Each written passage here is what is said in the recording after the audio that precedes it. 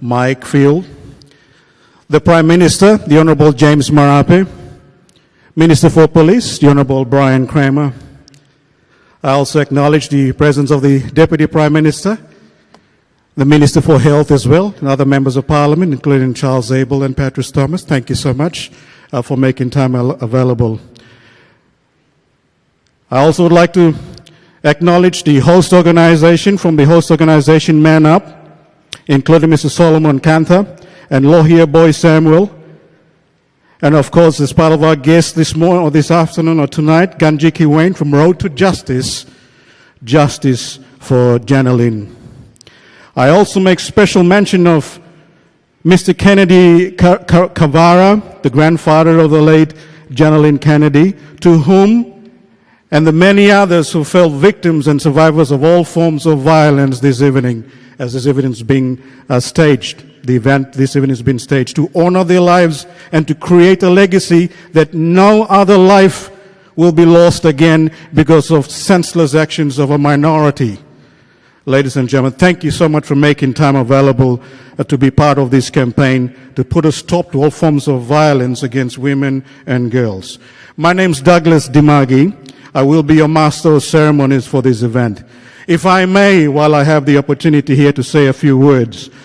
Now, when I was asked to take up the MC role, I willingly accepted because I have a wife, I have a sister, I have a mother, and most importantly, I have a daughter.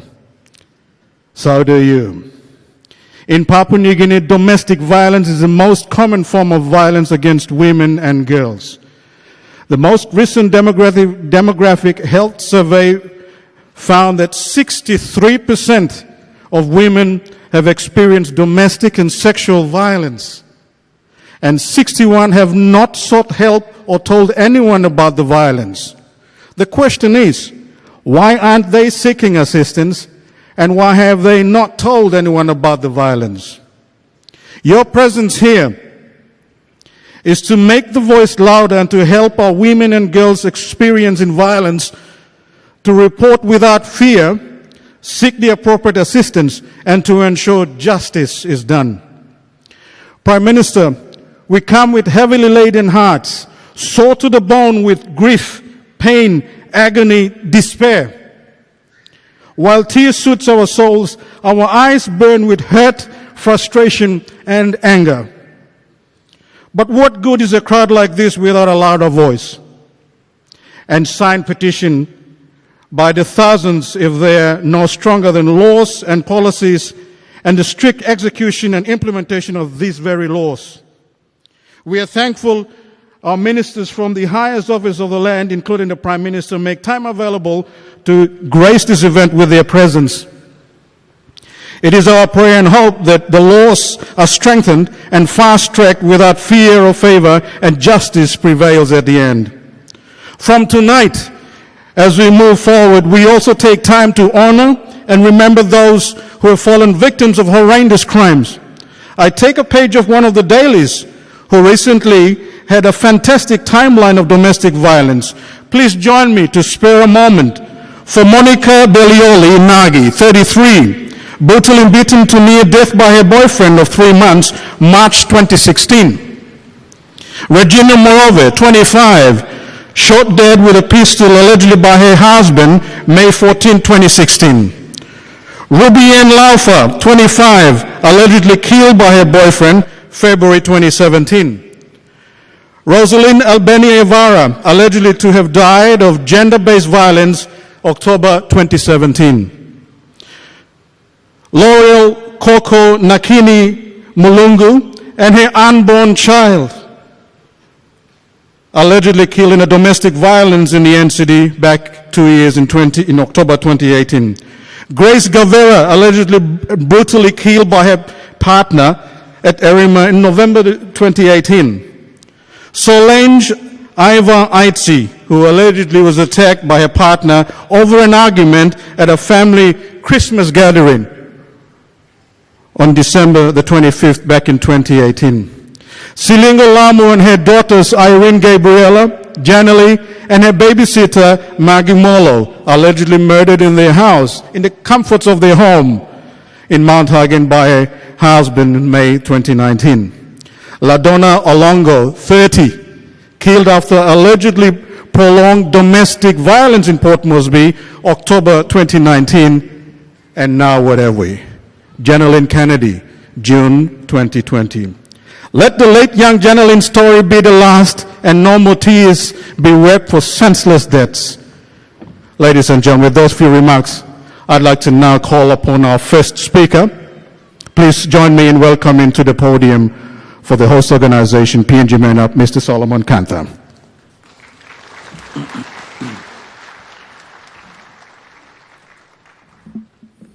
Thank you very much, Douglas.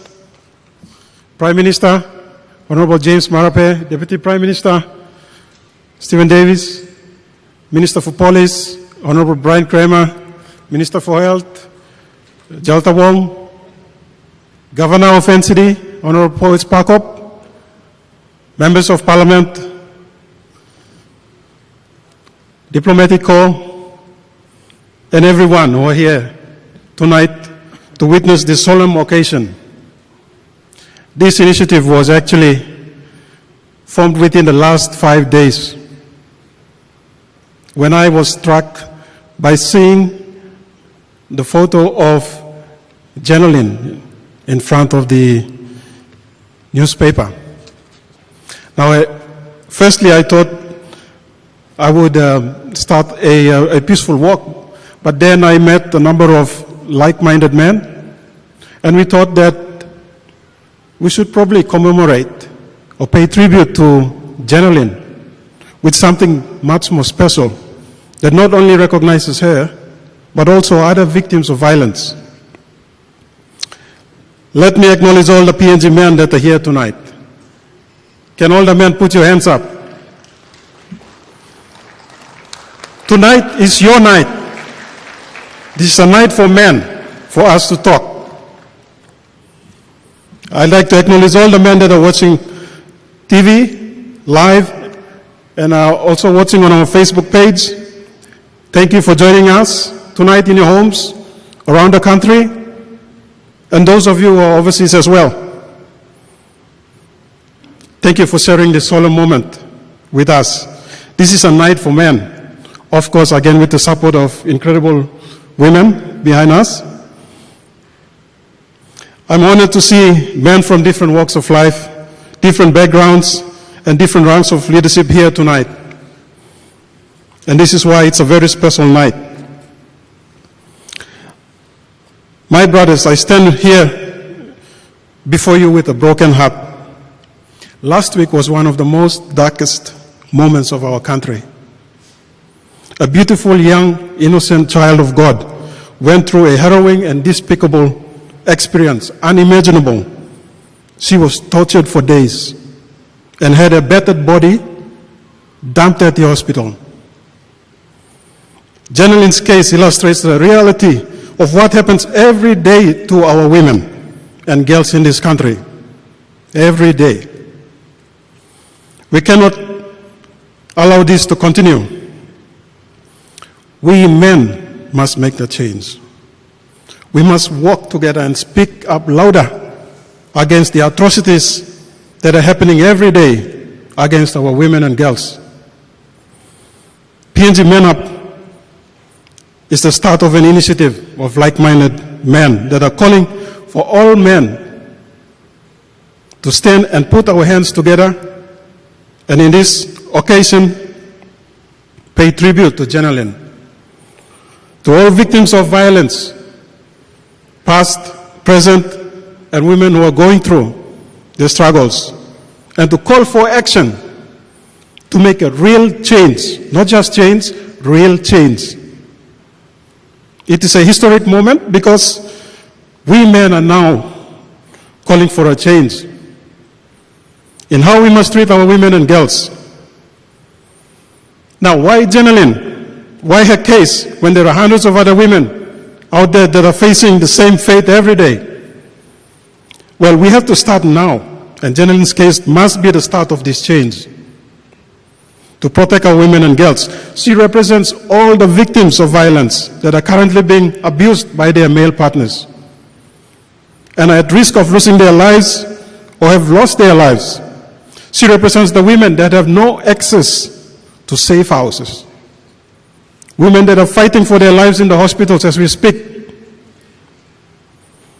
as a result of being assaulted, women that have lost a limb because of domestic violence, women that are still running back to their abuses because they are unable to leave their child, their children, with their abusive husbands, women that are rejected by their families and relatives, women like Jeneline herself, who did not have a blessing of growing up with the love and care of her own parents. Why now for this cause? Do we want to see another Jeneline being tortured for days and endured hell before being dumped at the hospital? Do we men want to see our granddaughter, daughter, sister, mother face a similar fate like Jeneline at the hands of their partners or at the hands of another man? Why men? Why us?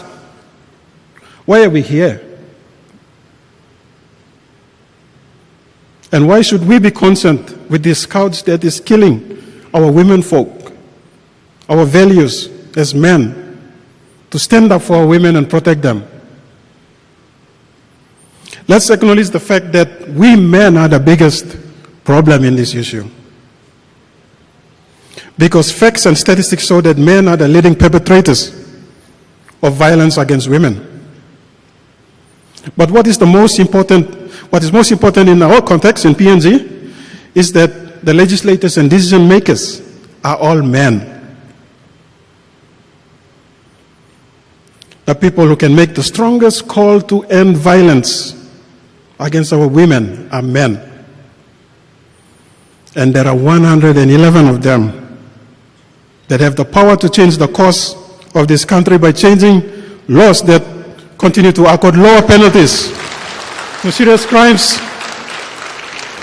against men and women. We must introduce laws that will not allow perpetrators to walk off easily, such as criminalizing compensation in any form, and prosecute those that offer or accept compensation. That is immoral because a person who is affected or killed, who is dead, does not have a say in the process of compensation.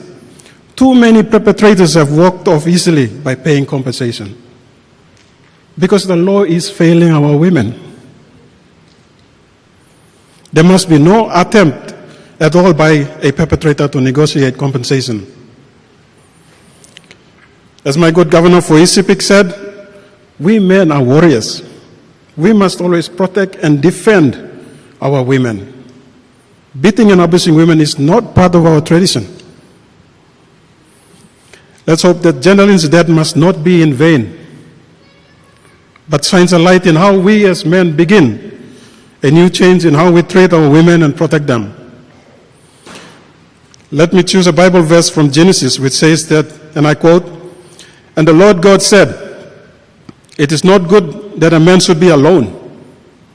I will make a helper suitable for him. And the Lord God caused a deep sleep to fall upon Adam. And he slept, and he took one of his ribs and closed up the flesh instead thereof. And the rib, which the Lord had taken from man, made he a woman, and brought her unto the man." Unquote. The woman was made of a rib out of the side of Adam, and not made out of the head to rule over him, not cut out of the feet to be trampled upon him, not out of the side, but out of the side to be equal with him, under his arm to be protected, and near his heart to be loved. Men and women are equal. Neither is better than the other. Neither was made to lord it over other. Neither is inferior to the other. Neither is more spectacular than the other. They are merely different, wonderful, exquisite creations of God, shaped according to the unique purpose and function that they are called to fulfill. They Meg Taylor, a Papua New Guinean woman, just wrote on the issue recently, and I quote, "The Kumul can only be magnificent and proud when both wings are strong. We need each other. That is all we have." Old man, my brothers, now is our time to make the change. For our daughters, our sisters, our mothers, and spouses can stand with us side by side to be protected and to be loved, to move our country forward. We must take action for real change. Now, without women, there is no birth, there is no growth, and there is no future. If not us, then who? If not now, then when? Thank you.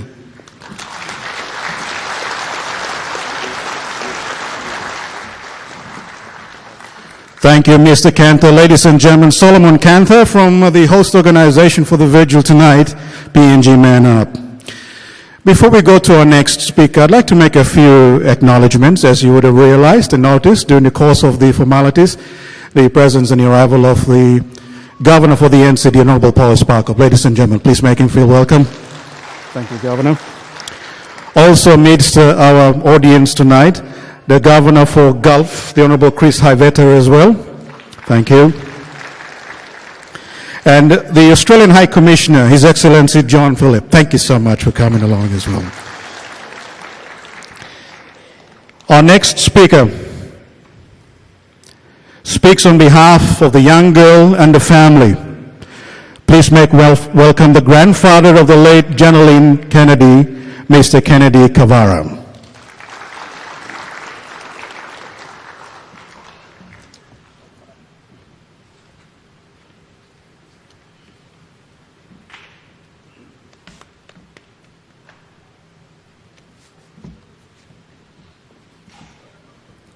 Good evening, everybody.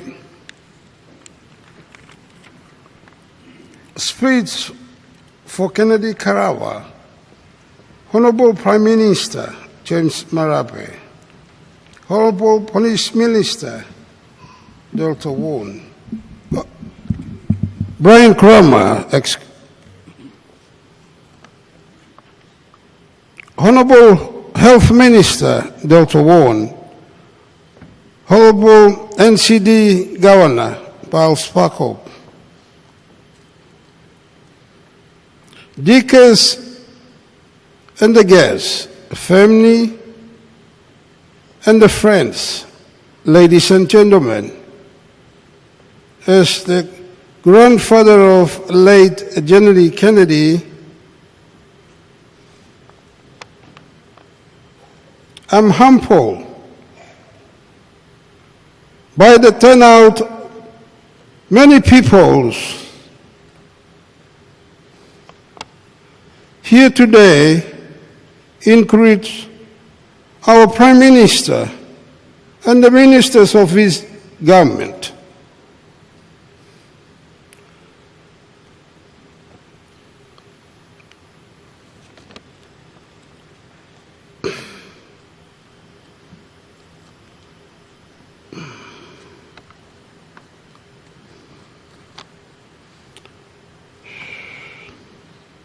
I thank you all for the support and for only generally, but not all, gender-based violence victims.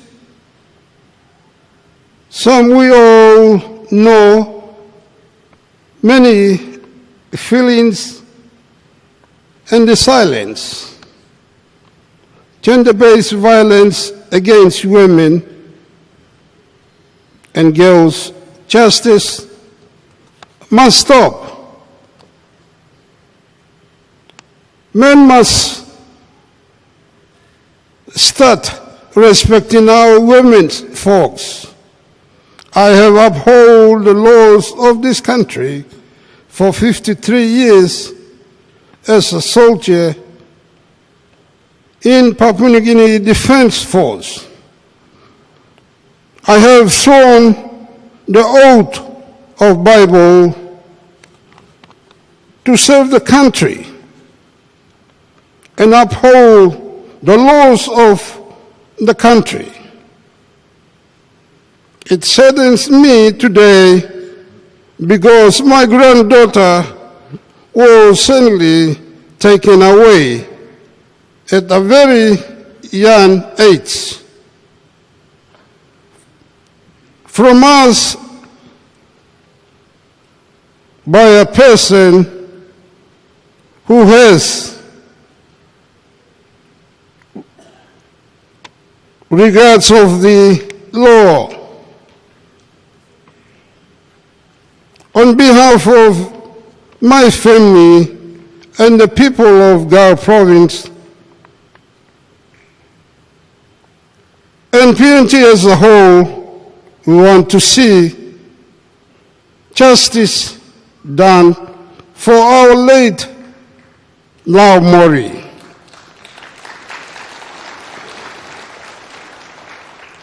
General Kennedy, we family have no ask for compensation. We never ask for compensation. We ask that the law take its full courses and there should be no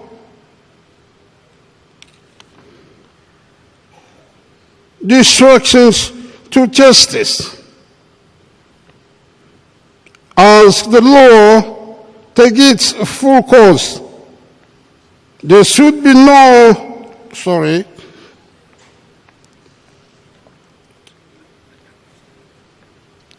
being saved, we demand that there should be no bail, no parole. 3, we want the offenders, Gawi Boship, to serve life in prison.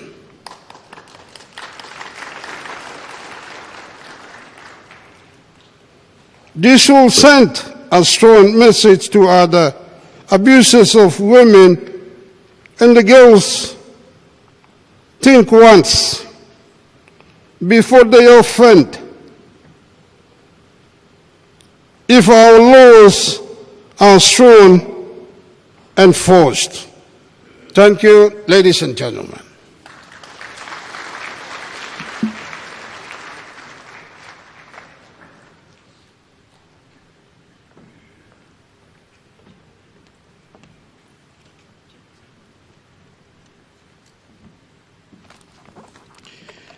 Thank you.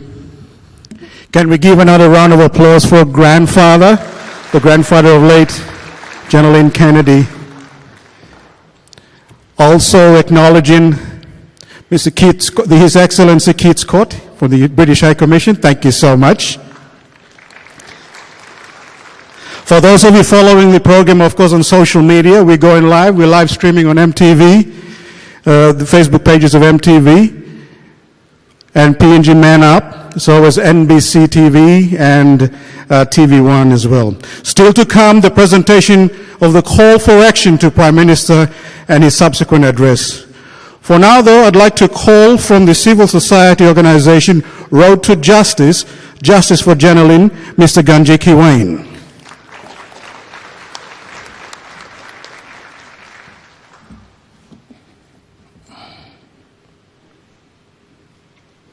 Good evening.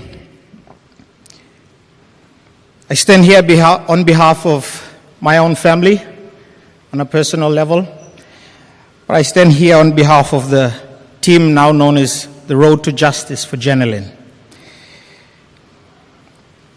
The Road to Justice for Jenilyn is honored to partner with the PNG Man Up team and the family of the late Jenilyn to call and to seek justice for the late Jenilyn. First of all, our heartfelt condolences and sympathy goes to the family of Jenilyn. And our gravest sympathy and love goes to the two beautiful children of this young sister. We're in this together, this road to justice. We've just started. And tonight, Jenilyn has become the face of gender-based violence and domestic violence in the country. And we're calling for justice for Jenilyn.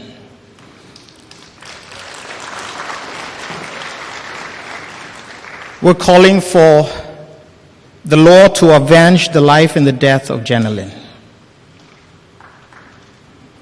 Everyone has to watch this process and make sure that it reaches its righteous end. This is everyone's business. This road to justice touches all of us. We're all on this road.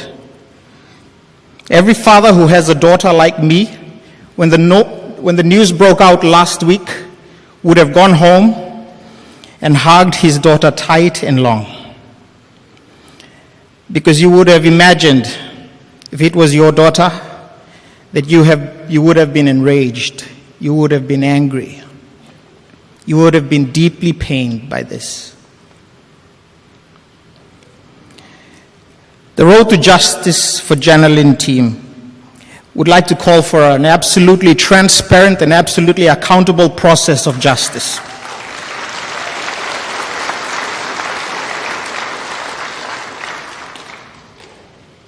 We're calling on everyone to hold this process to account. Let's believe again that justice can prevail in this nation. We ask for every citizen in this country to take this personally, because this is personal. We stand with the family. The family is not alone in this process. The family is not alone in this process. The entire village of Papua New Guinea is in this process. The entire village of Papua New Guinea is offended by this crime. The village is hurting and the village must find closure. As fellow citizens of the late Jenilyn, we would like the police, the prosecution, the prosecutors, and the media to work together to watch this process through and make sure that at the end of this road, we can sit back and say, it is finished.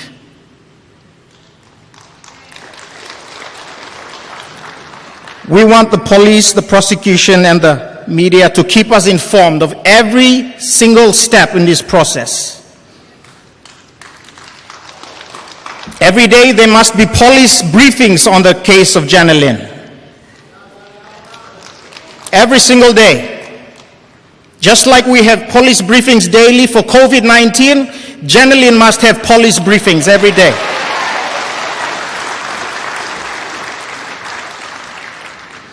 The public needs to be informed. We need to be informed when new evidence is uncovered. We need to know if the evidence is safe. We need to know that the witnesses are protected. We need to know that the investigation is progressing without undue influence and interference. If there are delays in the prosecution and the investigation process, the people need to know. The village must know why. We're interested in the investigation, the committal, the pre-trial conferences. We're interested in the pleadings. We're interested in the bail applications, the arguments for bail application and the arguments against bail applications. We're interested in the sentencing and we're interested in the incarceration. We're interested if there's going to be any appeal. We want to see that process through. The village needs closure.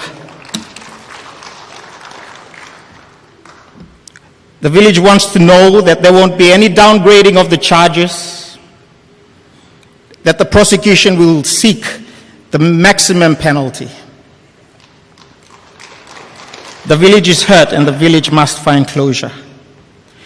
We appreciate that the Kaiwi family has gone on record that they too want justice for Jenilyn, for the mother of their 2 beautiful grandchildren.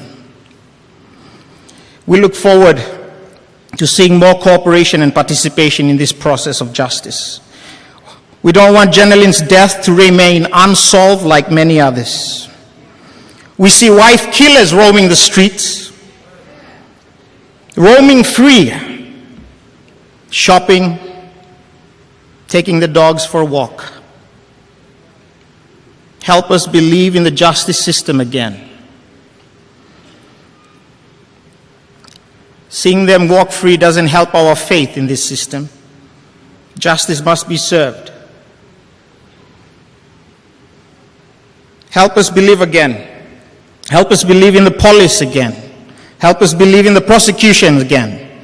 Help us believe in the media again. The media, you are our storytellers. You are our eyes and our ears, and you are our mouthpiece. You stay on this case. You ask the questions every single day.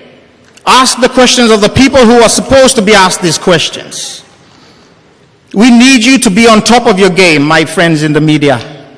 We need you to be on top of your game. The village is hurting, and the village must find closure. Corruption thrives in darkness. So we must shine a light on this process of justice for Jenilyn. There must be light on every step of the way. This road to justice must be well lit. It must have street lights. The sun must shine on this road. It must be well lit so that we reach its righteous end. And when we do, we will know that justice is possible even in this nation. We will know that justice for every other victim, every other survivor in this nation is possible. As the story of Jenilyn's life unfolded, we were all shocked and outraged. How could such a life be so lonely and so unloved for 20 years in this country? How is this possible? The village failed her. You and I failed her.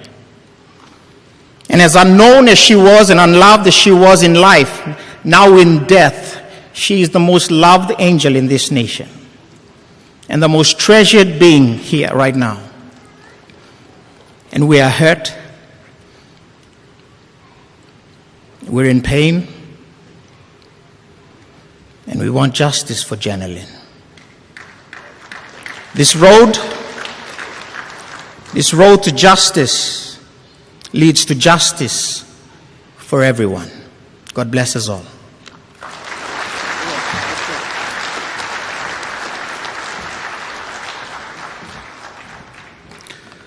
Thank you, Mr. Wayne. It is obviously nice to see young Papua New Guineans, aspiring Papua New Guineans, stand up for what is right. Ladies and gentlemen, it is our next speaker. It is my honor to call upon to the podium the Minister for Police, the Honorable Brian Kramer.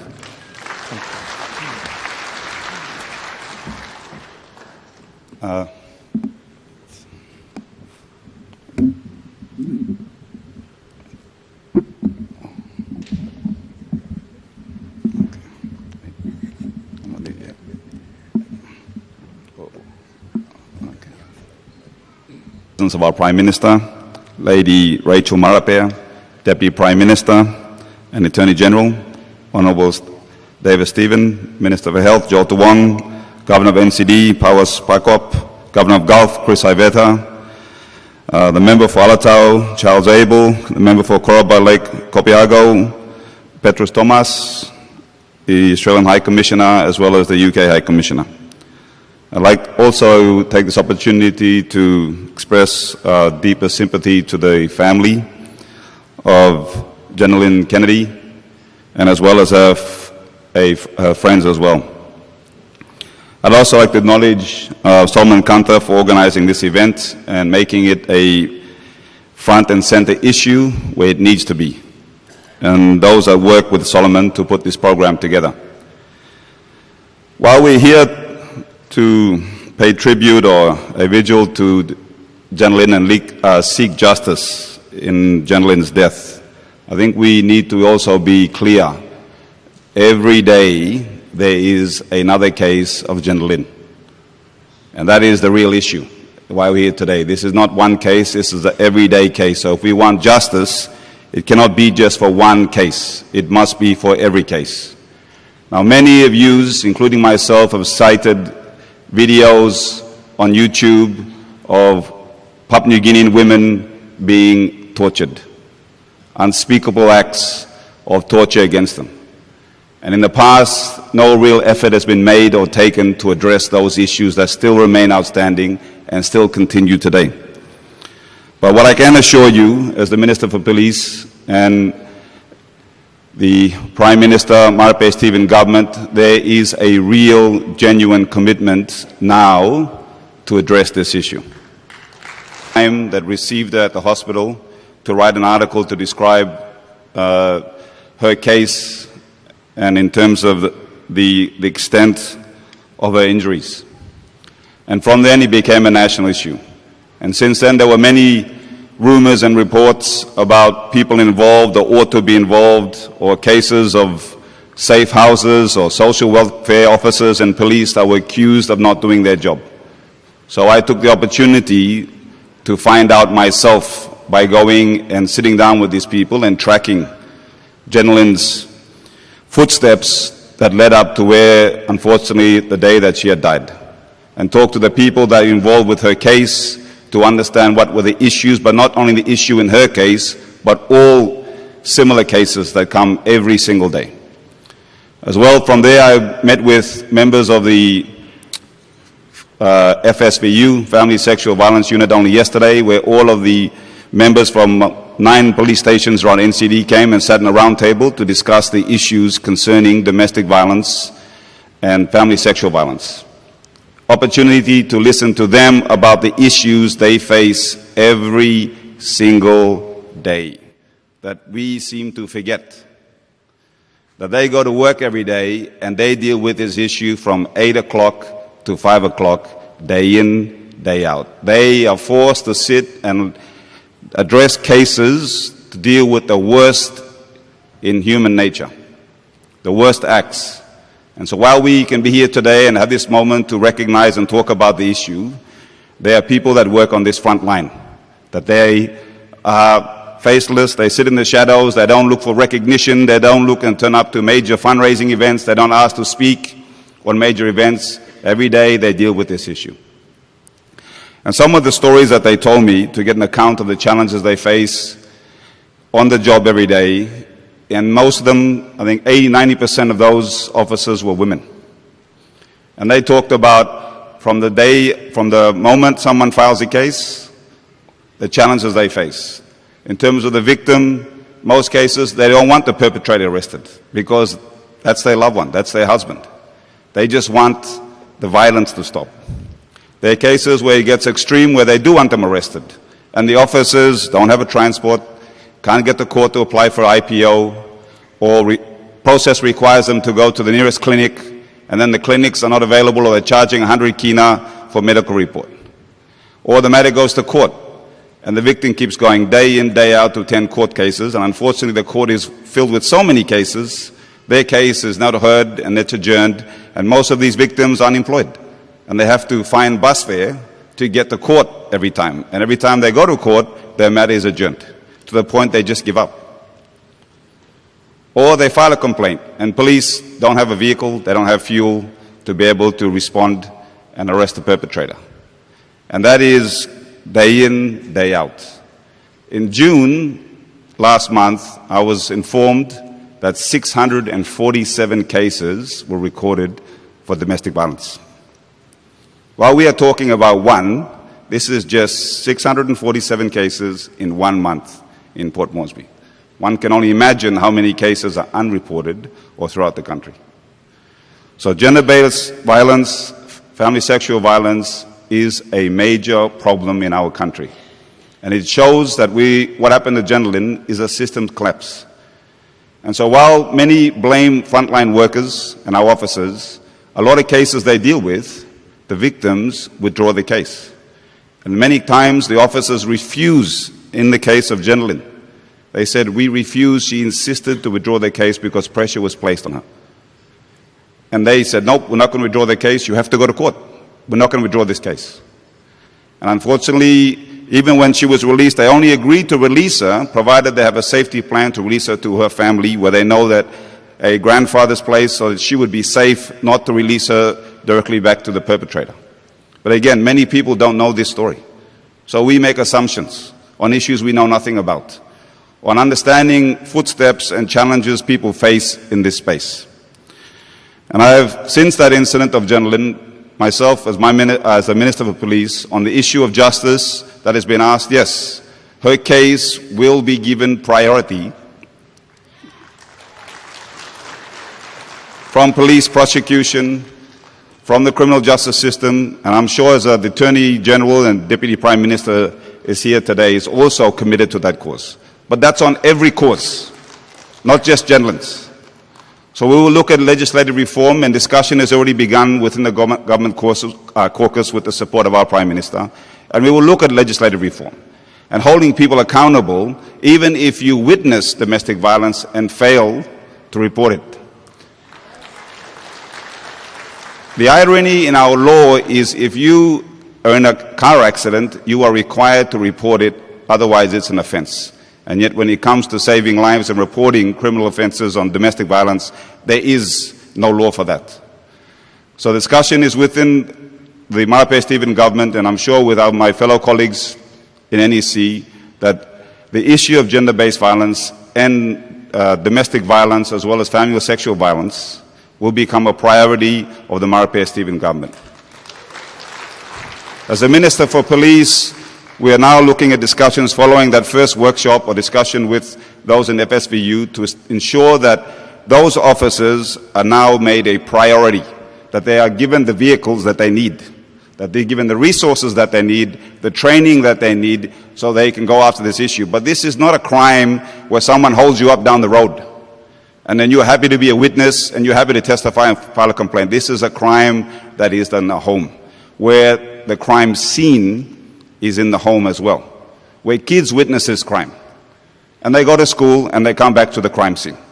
So this is not a black and white issue. This is issues of domestic violence and sexual family violence is a very complex, deep issue that will take a lot of people to put in. So the media, yes. So recently with the change of government, the government is focused on corruption, and we're fighting corruption, and there's no question about it. Under the Prime Minister's leadership, we have seen changes in ICAC, changes in the whistleblowers, and this has also been an initiative driven by our Deputy Prime Minister. So I guess the issue now is that we have to make the fight in corruption as equal as the fight against domestic violence. And as the Minister for Police, that is now a priority under my office, and I have no doubt that we'll get I have the support of the Prime Minister as well as our fellow ministers. So business houses out there, you have an obligation now to make this issue front and center. While I note Solomon Canther said tonight's the men's night, actually tonight is the men is not the issue of our night. This is our problem. We are the main problem in this situation. And so we have to ask ourselves, what are we going to do or prepared to do? So the community has to play its part in reporting. Moms and dads have to play their part in inspiring their own kids that it is wrong to assault someone. It is wrong to hit a girl. So just recently I was told a story about a parent who was asked about watching her own son fight with the daughter. And then the response by the mother was, that's okay, that's what boys do. But it's not. That's where it starts. So the question you guys have to ask yourself is, how many people that you know, your friends, your colleagues, have you reported? Not even whether you reported them, how many of you reached out and said, if you're a victim of domestic violence, I'm happy to listen to you. Many of the victims that do get to the police station, they have to attend court. They need help. They need counseling. We spend money on this facility and this stadium, and yet we can't spend money on counseling. So clearly, Papua New Guinea, we've got our priorities wrong. We need to start focusing on the real issue, and it's not infrastructure, it's our people.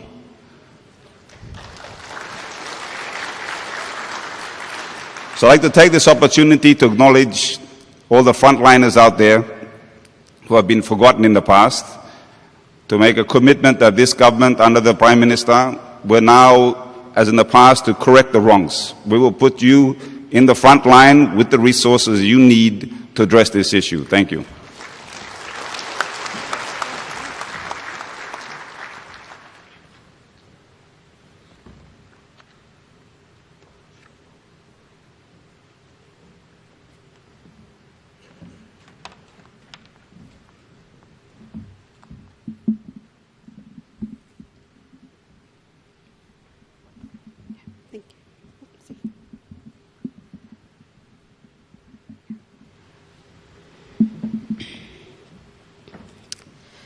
These thoughts were written thinking about the plight of women across the country, thinking about how many more must take abuse of every kind and eventually death before we take notice that this is the real pandemic.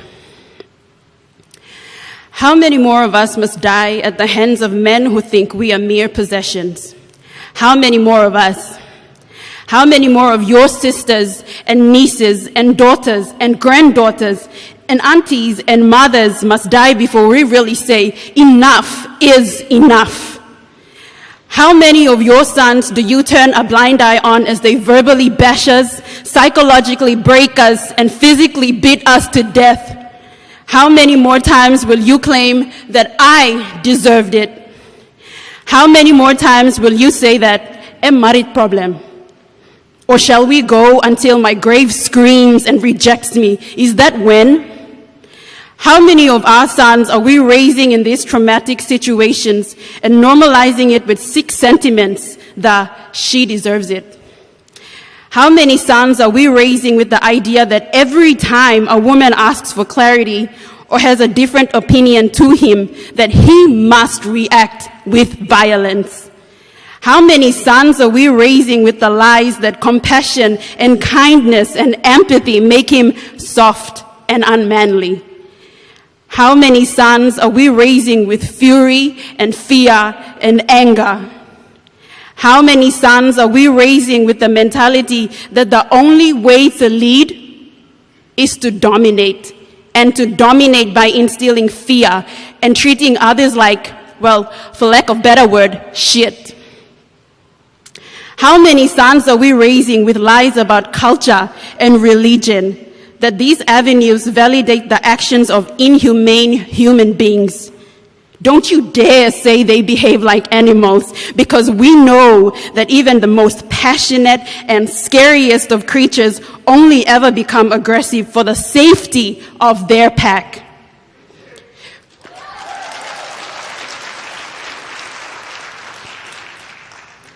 We are a sick people. That's what we are. That is why we are falling apart at the seams. We have rotted away. We have. And so now we live in the stenches of our own crap. Yes, our. We have lost our values. We have lost the very foundations on which our forefathers stood and built. No, let's not talk about the detail and argue over nothings. We were built on relationships and respect. We were tied to our land. And now, our relationships are so worn that our family unit is nothing. And so we roam, and they roam. No values attached, no respect of self and others. Gone are the days when you would be shown and told that your actions towards people in your community were wrong. Your families-in-law, your parents, your leaders, your spouse, your betrothed. Our family unit is so broken, our families-in-law cheer you on as you cut, and as you beat me, they chant, "Paiti mem," like this is a live telecast of an MMA fight, except I am mere training equipment. Now you slap me, you punch me, you kick me to the ground, you tie me up like a pig ready for slaughter, you belittle me, you call me degrading names, you threaten me, you threaten my family. You say, you know, no fit loring in police. You say, pray to your God mockingly. You say, bani kilim ogata family blue you. Now you hold my child, our child by her little body, and you beat her like the whimper from her precious little lungs are the beat that you march to. Now you make my son, our son, watch you as you satisfy your need to dominate another human being, and you say, Mommy was wrong and she deserves it. So now what? Tell me, now what? We call for laws and we pass them, and then what? We go to court, and then what? We criminalize these actions, and then what? More than laws, we want justice. But more than that, we want peace. We need peace. We need unity. We need protection, and we need safety. I just want to be a woman free from the fear of death in my own home. I just want to be a woman who can call upon law enforcement without hopelessness. I just want to be a woman, period. A human being. I would like very much to stay alive. But here we are. Now we watch as you slay us one by one, like enemies you should protect us from, and the enemies you should lead us away from. So you tell me now, how many more? Thank you.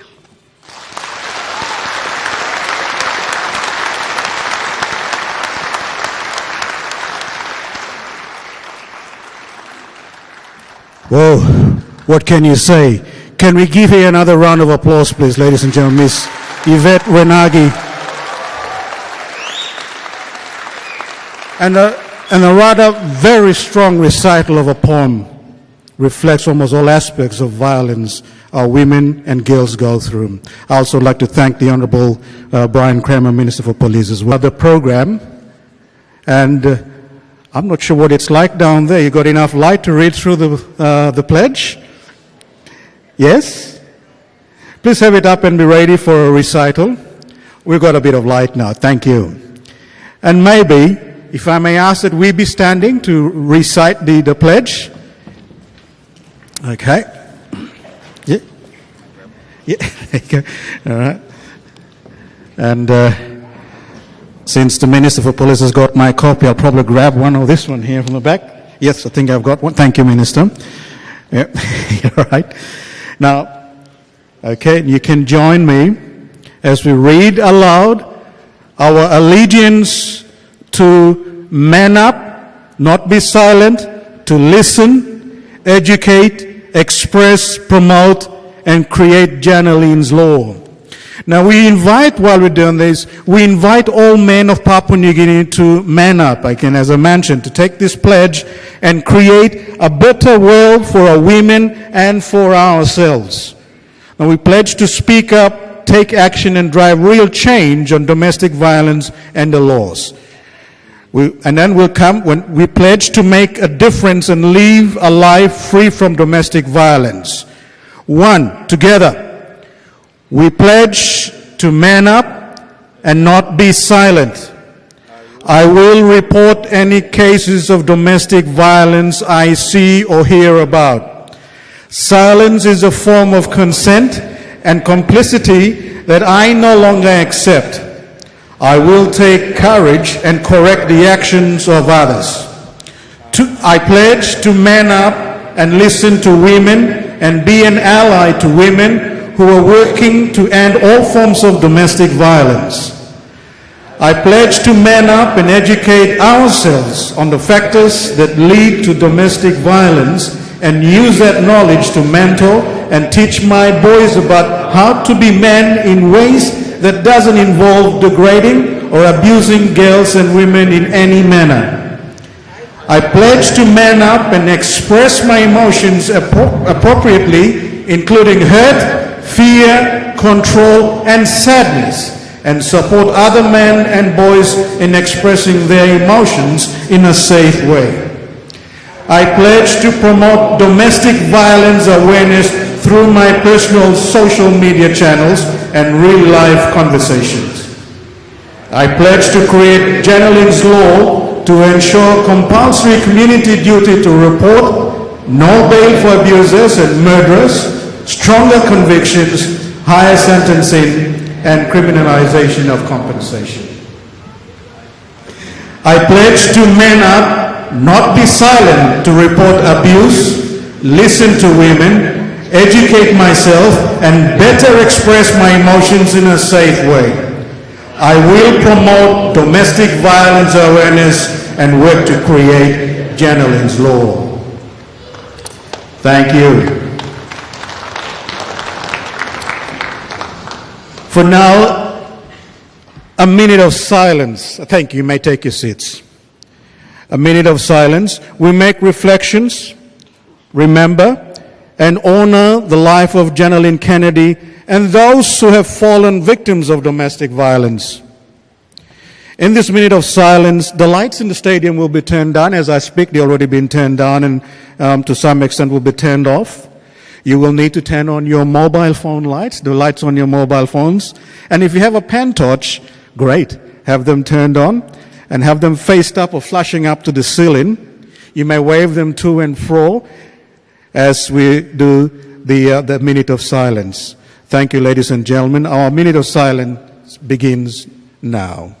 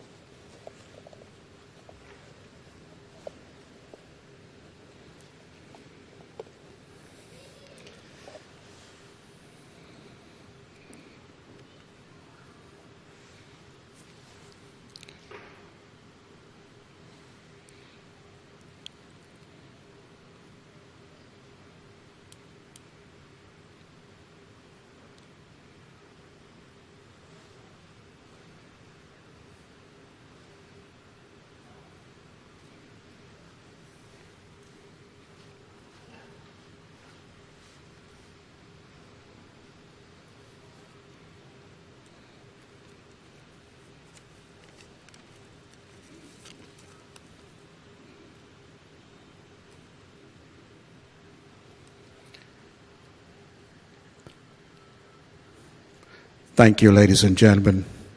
It is absolutely beautiful from the top here looking down. And there is a torch, there is a light, and it's a bit like the song as it goes, "Go light the world." And keep that candle glowing and that torch glowing as well. A tweak in our program tonight, as we get to the other part, the call for the action to the Prime Minister. I understand there are a few of our friends and our guests who've come with respects and paying of wreaths, in laying of wreaths. So I'll give you the opportunity for those who are here among the audience. If you've brought in your wreaths to pay your respects, please do so. Feel free to come up the front here and lay your wreaths. Thank you so much. Yes, do we have anybody out there? I thought I saw them. Yep, all right, we will move on. We will move on. Thank you. And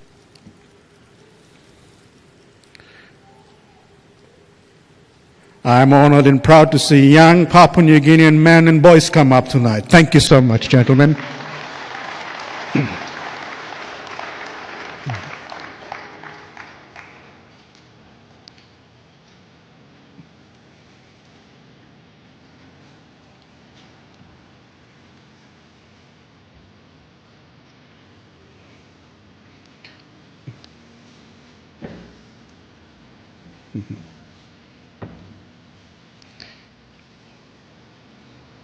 Thank you, ma'am.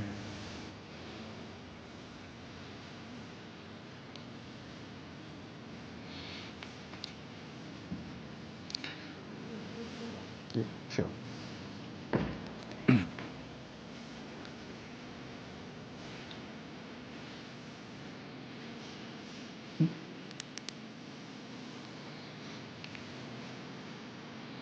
Mm-hmm.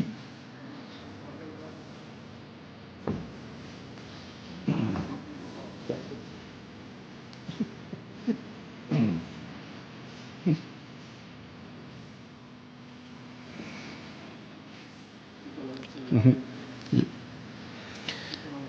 Those of you who are following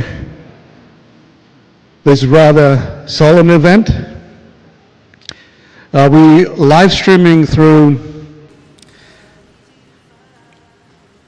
Facebook pages of MTV. Thank you, Prime Minister. Ladies and gentlemen, the Prime Minister, Honorable James Marape.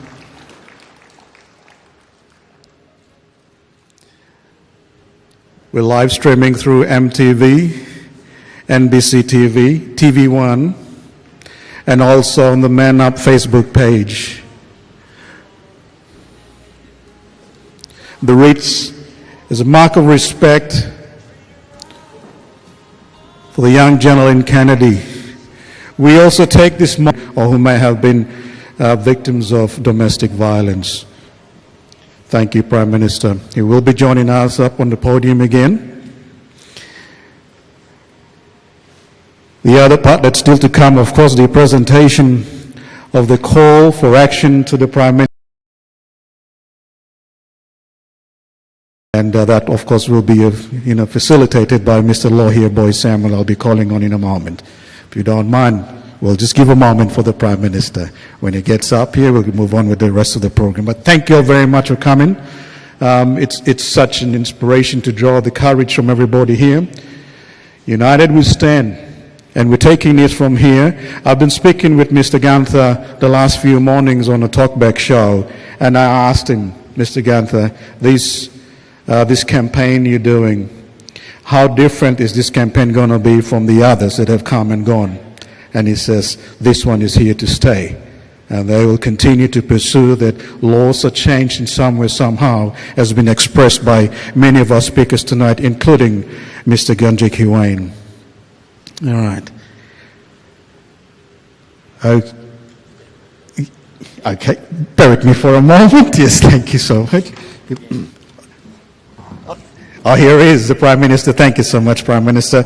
Ladies and gentlemen, as we move on with our program tonight, the next part of it, in fact, for the presentation of the call for action to the Prime Minister, I'd like to call upon Mr. Lohia Boy Samuel to come forward and make the presentation to the Prime Minister. And if the good Prime Minister can be available to accept the call for action. Please make welcome Mr. Samuel. Thank you.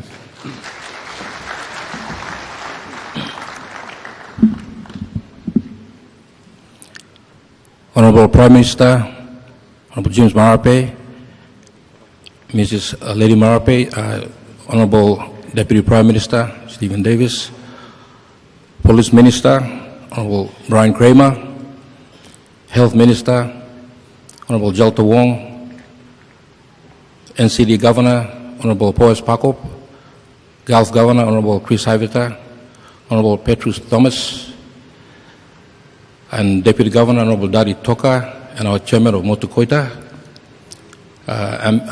British High Commissioner to Papua New Guinea, and Australian High Commissioner as well. Honorable Charles Abel is here with us as well.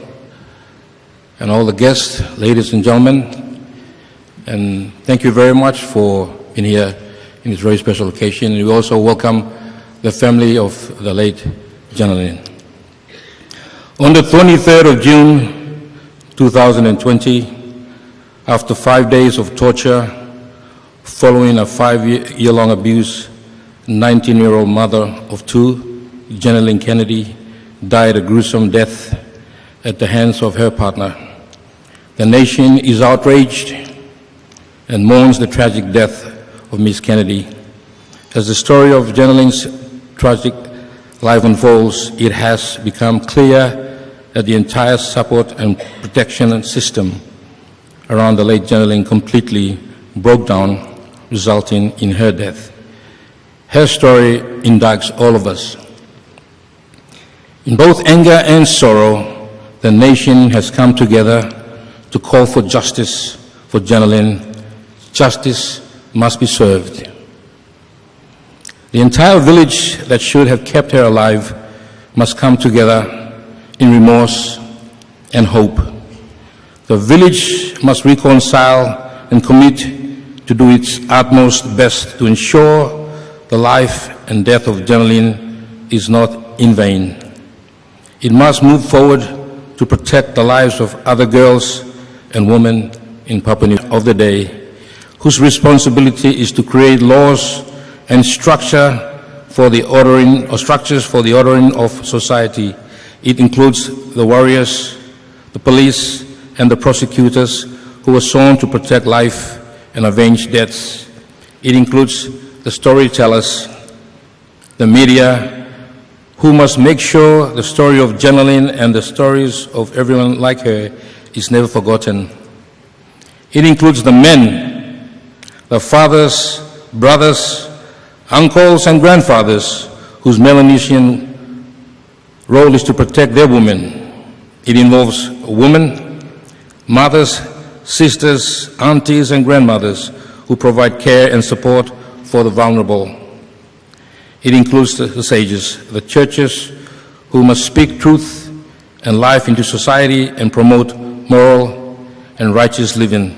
It involves friends, neighbors, NGOs, private sector, who have chosen to lend a hand to bring in freedom and justice and peace. The village failed, and the village must fix it. The call to action is to all of us, is to us all. We call for immediate measures and actions to make sure that the justice is served and Jenalyn is avenged. Jenalyn's case must be prosecuted with the utmost care and diligence to ensure no slippage. The wheels of justice must be allowed to turn without fear or favor or undue influence.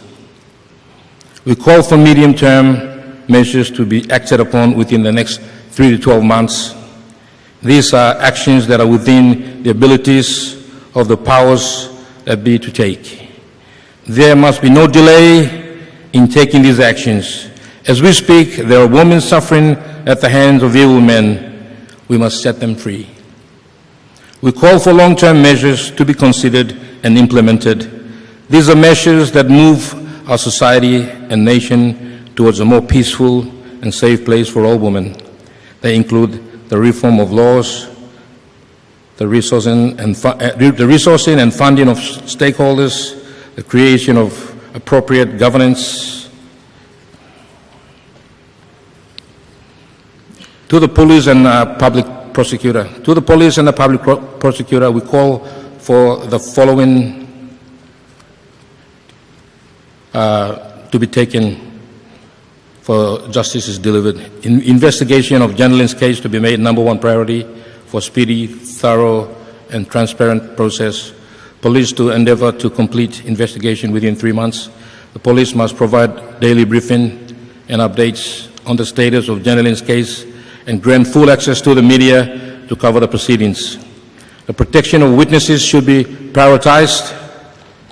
The state must take immediate responsibility to ensure the protection of witness to prevent interference or undue influence. The care and protection of evidence is vital.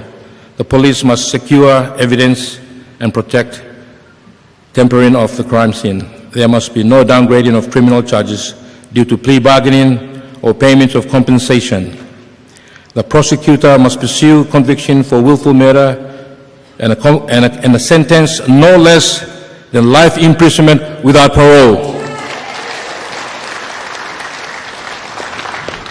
Investigate into whether there is any criminal responsibility on the part of medical professionals who attended to the late Jenalyn and other occupants and security guards, if any, at the crime scene.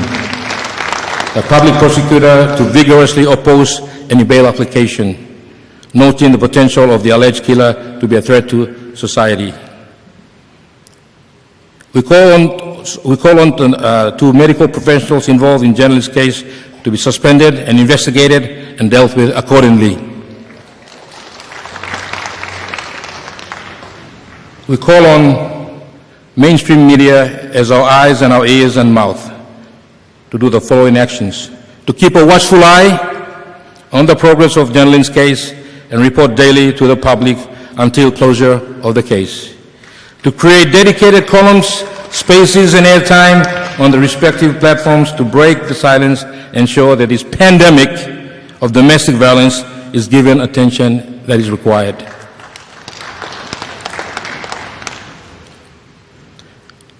To the Honourable Prime Minister and members of his Cabinet and members of Parliament, we call for the following actions. We call for the immediate implementations of the National GBV Strategy 2016 to 25, in particular, to make reporting GBV victims treated at hospitals or any other facility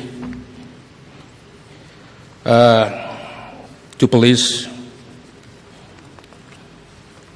Immediately formalize FSVU into RPNGC structure. Immediately establish the National GBV Secretariat and allocate funding and resourcing. Establish a special GBV parliamentary committee to oversee GBV issues. Formalize case management centers in all provinces to ensure each case passes through various referral agencies. We call for the criminalization of exchange of compensation with harsh penalties, even for families. We call for reopening of all other outstanding of GBV cases and to update the country on their progress or status. Create and publish database or registry of GBV offenders. Improve existing welfare services as a preventative mechanism system for gender-based violence survivors, and set up counseling services for men. Case managers to be given powers to summon perpetrators to attend social welfare support services. Individuals creating fake news regarding GBV cases should be investigated and charged appropriately. Enactment of legislation to waive doctor-patient privilege in order to compel the doctor to report any GBV incidents to welfare and police. Long-term, 12 months and beyond. In the long term, we call for the following actions by the government. Create a designated prosecution and judicial tract to include receiving, processing, investigation, and compilation of each GBV and DV matters. Formulate the case. No police discretion. Police officers should not have discretion to mediate on the case to allow for a victim to be surrendered to a perpetrator. Create a policy for mandated complaint reporters, example, relatives and neighbors, employers and friends. To every man, we call on you to change your mindset, your attitudes, and your actions.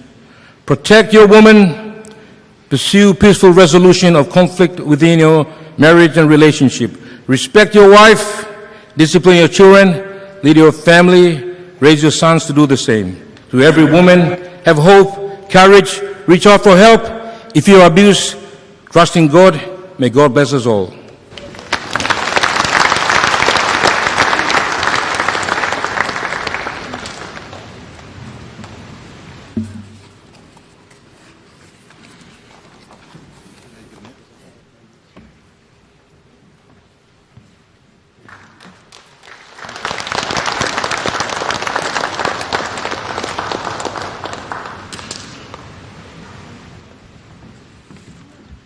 Thank you, Mr. Samuel. Thank you, Prime Minister. Prime Minister, also as part of the acceptance of the call for action, I've been given this pledge that you perhaps, together with members of the Parliament who seated here with you, including the Minister for Police and, of course, the Honourable Governor for NCD, to perhaps sign the pledge, if that's okay with you, in the eye of the audience here. Thank you so much. While it's been signed, our men folk who seated up here with your placards and your posters, please raise it high so we can see that as well glowing out. Thank you so much. Yep, I've got markers here. Thank you, Prime Minister. Yep.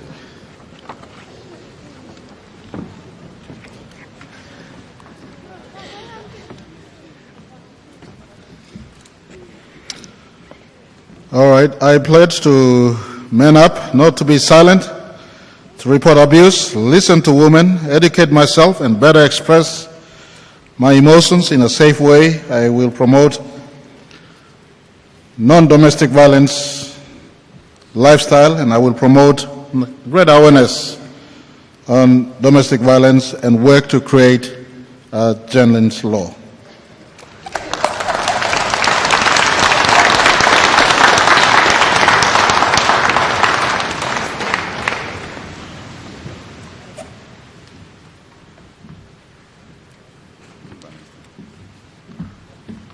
Thank you.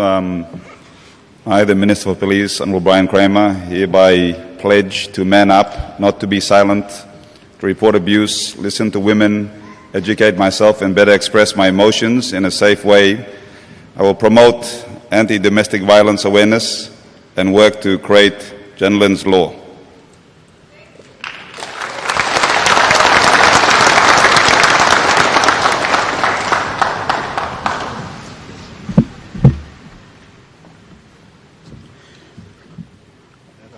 I will also take the pledge.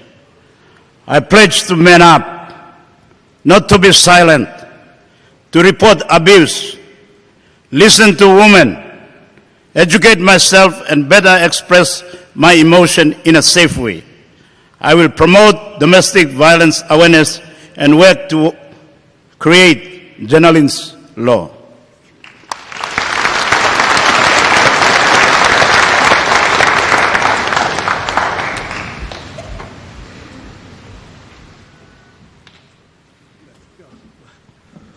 Well, can we thank the Prime Minister, the Minister for Police, and the Honourable Governor for NCD for the pledges.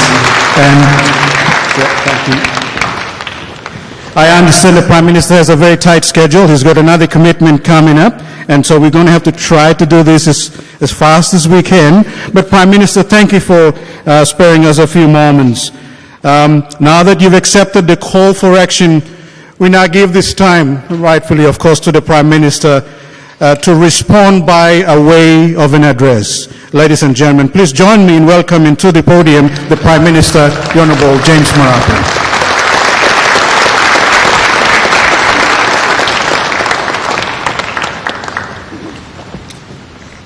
All right, thank you, Douglas Damagi.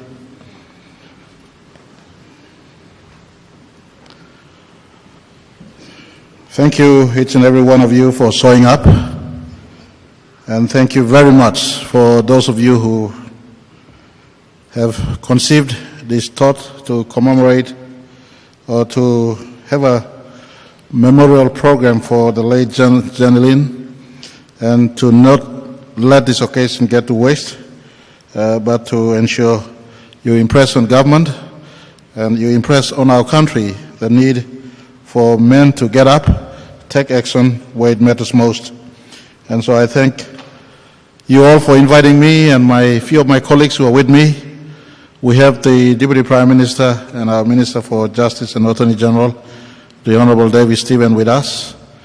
We also have a few Ministers of State, Minister for Police who spoke already, Minister for Health, as well as our colleague members of Parliament. Let me acknowledge also a few governors, Governor for Gulf, Chris Abata, but more importantly also Governor for NCD, the Honourable Powers Pakop.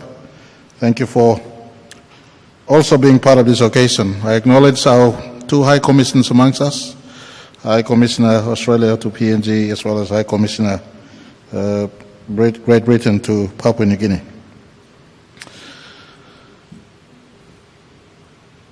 Let me also acknowledge the women amongst us here. Thank you all for coming up. Without you mothers, this country will not be where we are today. In fact, women carry the generations of human race that has come forth since Adam and Eve first was created. And so it is rightfully so for every man in the house, in this auditorium tonight, and every man watching right throughout our country, why don't you and me join hand and give clap and appreciate a woman amongst us.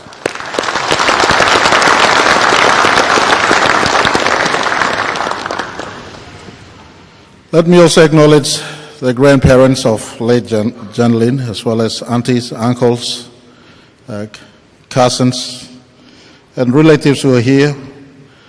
We thank you for sharing this moment of bereavement as you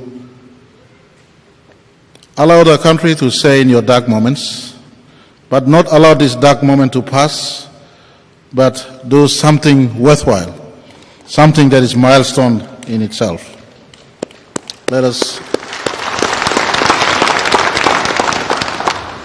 Let me acknowledge the family and the people of Gulf Province.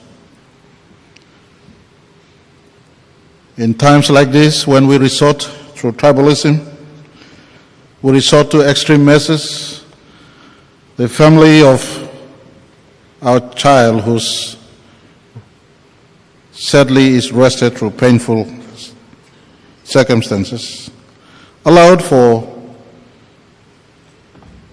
greater resolve from above to descend on them and to descend in our country.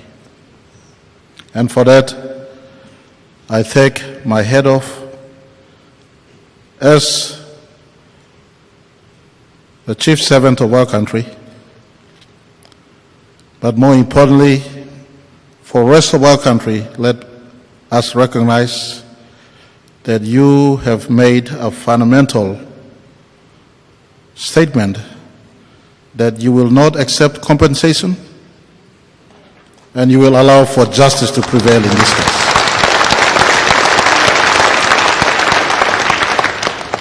For our nation has always been taken back in the contest between what we feel is our cultural background, cultural rights, our different tribal orientations, and in the context of many conflicting ideologies, sometimes we allow the rule of customary obligations to take precedent.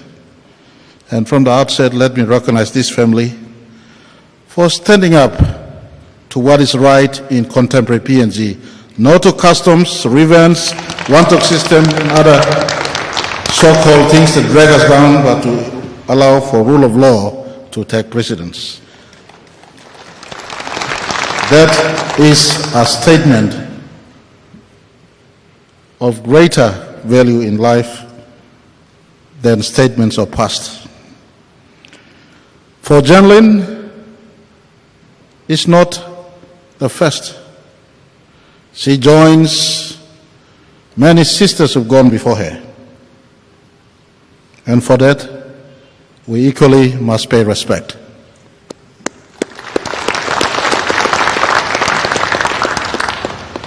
We pay respect to many mothers, many sisters, many daughters who've gone before her.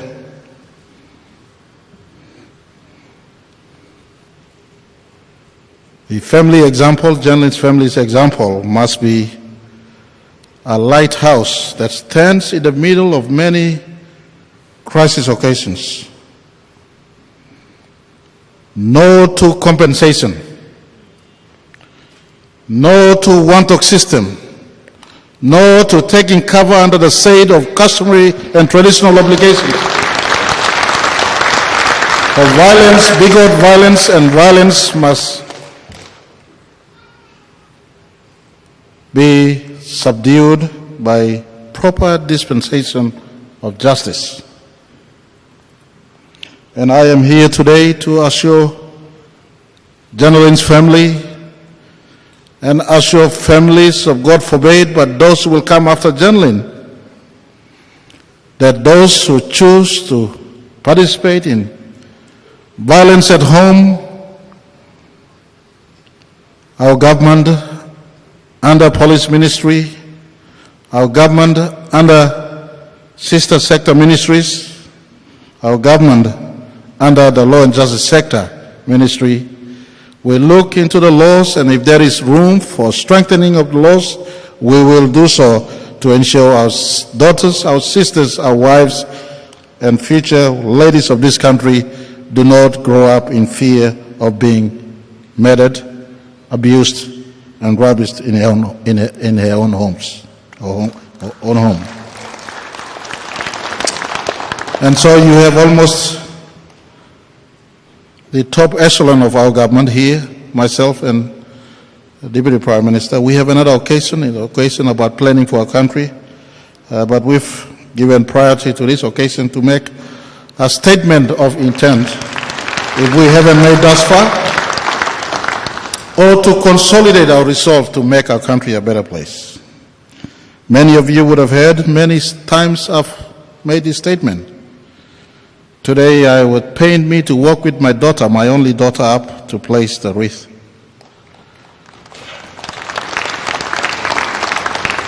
It's just unfair that my daughter is still alive and many daughters have gone before her.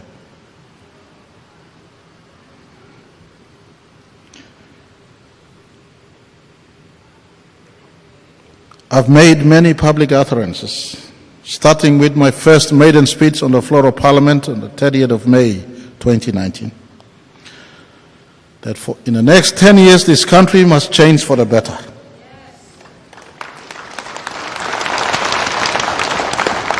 And for every man who feels some sense of belonging when patriotic statements like take back PNG, making PNG a greater place, doing well for our country, this is a patriotic statement.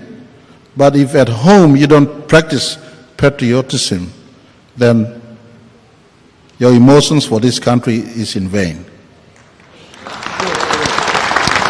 Big things start from small steps. Small steps start right at home. Taking this time, let me sound it out to every man out there in this country. Don't advocate the great dreams and big stuff if you don't take the corrective small steps at home first and foremost. If you don't respect your woman, your wife especially, then you possibly will not respect others and the country in the big picture. And so, in this noble occasion, let me ask every man to join hand and join the few men who've come before me in this podium to talk about Men Getting Up or Men Up campaign on violence against women. We must put stop to violence against women. Marry in or property for you. Marry in or property for you. We talk Christina Toke. Oidiba, you harem, you clear? Marry in or property blow, you me old man. Doesn't matter how many bride price you may have paid there in appreciation of family. Bride price is misconstrued. Traditionally, you pay bride price to appreciate the family. You don't pay bride price to own the woman. For what if someone pay your daughter and take away and said, I'm going to do everything I want to do with your daughter? So every man must break the cycle. This generation of men must rise up to break the cycle of domestic violence. I know it may seem a hard task, but really that's the easiest task we can do for our country. That is really the easiest task we can do. Requires no money, requires no government budget support, requires no additional laws, for we have every law conceivable already. Planet Earth that you can conceive to stop violence. We already have them in our country.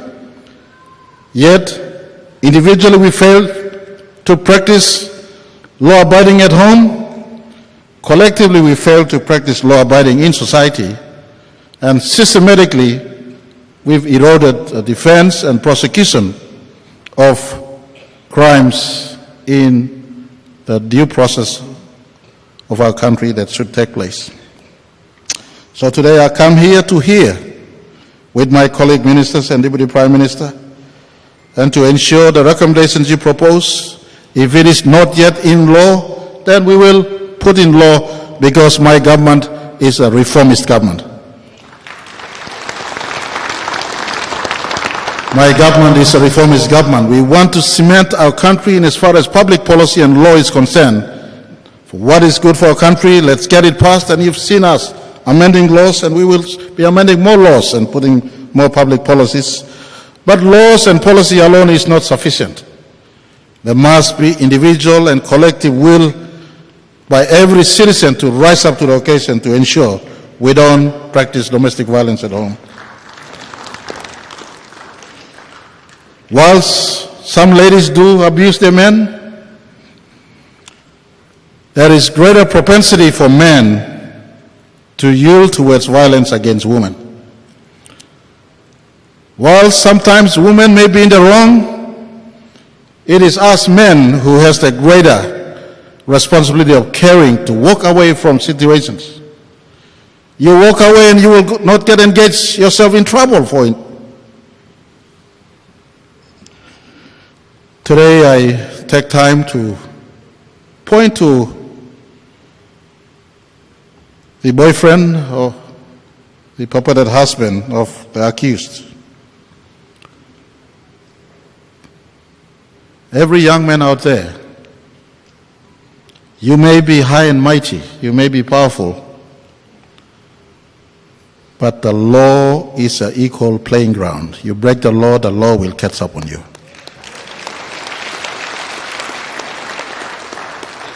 Your enjoyment of life and the beauty of life as it is today can be snapped from you.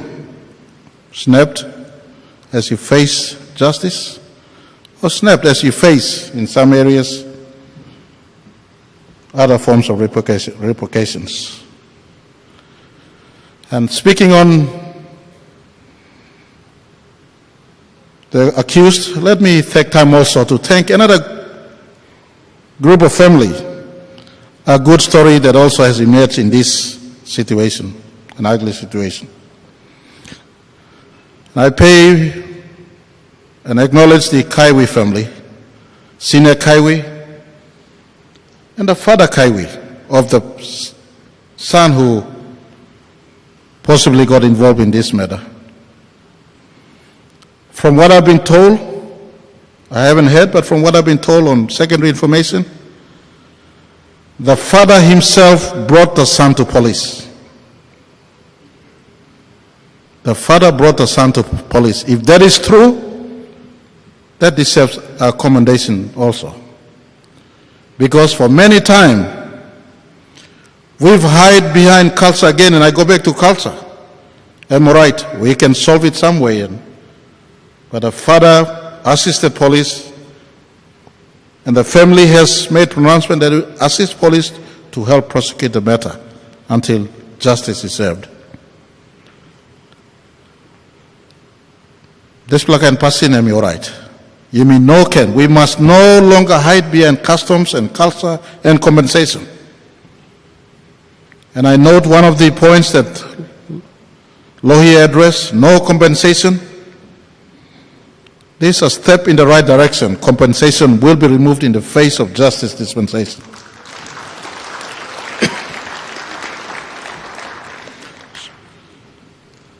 And so as government, we are here to hear you and put in place corrective measures we need to take. And one of them at the very immediate that we can do and we are doing is, for instance, creating an individual pathway that is for domestic violences in every police station throughout our country.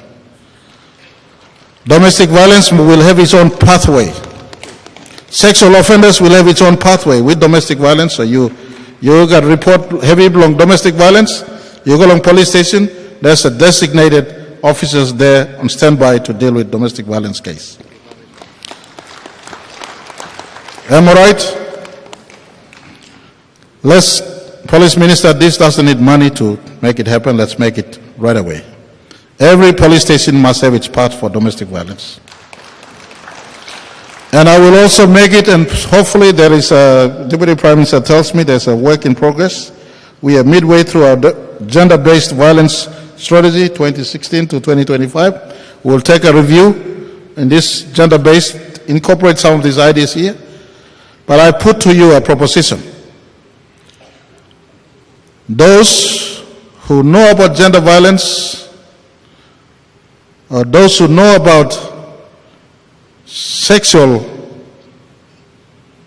crimes and you don't owe up to be witnesses, you are equally culpable of the offense. Am I right? Number two, harem violence, witnessing violence, reporting violence. Once it's reported, it is beyond your hand now. You must stand up, owe up, and help police prosecute the matter beyond just reporting. Am I right? Many times we fail prosecution because we're not standing as witnesses. Or every step of the way, and government will look at the witness protection element in our policies to ensure witnesses who are standing up to prosecute a matter are given protection of law. So I encourage every one of you let's become advocates to defend our country from the abuse and scourge of domestic violence amongst us. Reporting case, stand with the police officer. Just as we are being so big here, stand in a police station along the way if a police officer is not prosecuting. Report that police officer. Many times our cases fail because our evidence don't stack up in courts. Today, before coming here, I was with some senior officials from our judicial system. And they said, Mr. Prime Minister, our country has enough law, but we're not laying complaints properly, giving the wrong charges, and we're not standing up as witnesses and bringing those correct matters before court. Court is left with what you present to court, and these are things that we will tidy up to ensure that no longer will we have cases like this that happen in amidst our midst and become statistics of past. We must prosecute one, and hopefully the case of Janlin becomes a case in point. It reaches maturity in as far as prosecution is concerned, and due justice is dispensed with from the appropriate court. Am I okay? And so as men, you may stand up, commit to stand up and stop and be against domestic violence. I appeal for everyone, man, woman, papa, mama, tribe, don't in this matter and get it, the individual case, get it moving in the right direction, because only then, when convictions are secured amidst us, then people will start to feel, you Paiti Mary, you can court him you. Now you can call a krabus lunga. Am I right? So why don't we all agree tonight? Put him, go along police station, put him report, suppose man Paiti Mary. You look him, if you see that and you don't report it, you're an accessory of crime. You're assisting crime out there. It's not hard. Amidst many challenges we have in our country, the easiest we can do right now is stopping lawlessness, because control is within us. Doesn't require any money. Control is within us. Government will work other programs, including working with churches to promote safe houses and everything else. But first and foremost and fundamental, if every man amidst us commit that we will not contribute to violence against women and violence in society, this country will be a far better place 10 years from now. I've said it before, 10 years from now I would assess myself having failed our country if my daughter doesn't walk the streets of Boroko 10 years from now. I said that in 2019, it's a tick down for me. By 2029, if my daughter can't walk safely the streets of Boroko, I would assess myself I have failed my country big time. And so to not to fail my country, in as far as government is concerned, we're willing to strengthen public policies, strengthen penalty provisions, ensure prosecution is stepped up. The law and justice sector is working, but first and foremost, it comes back to our heart. Every man out there in our country, you don't need money to change your attitude. You don't need money to change your attitude. I keep on coming back to this point. I try to evade this, but it is still recurring in my speech all the time. Every man amidst us, don't waste your time on Facebook or WhatsApp or everybody else defending violence. No woman conduct gives you the right to be violent against her. I'm silibante man, you know rightly you fight him too. I'm Grisim Nadwa man, no rightly you fight him too. You put in pain in innocent, you can fight him too. For every man out there, don't talk big for your country if you can practice little things in your home, right in the home the correct way.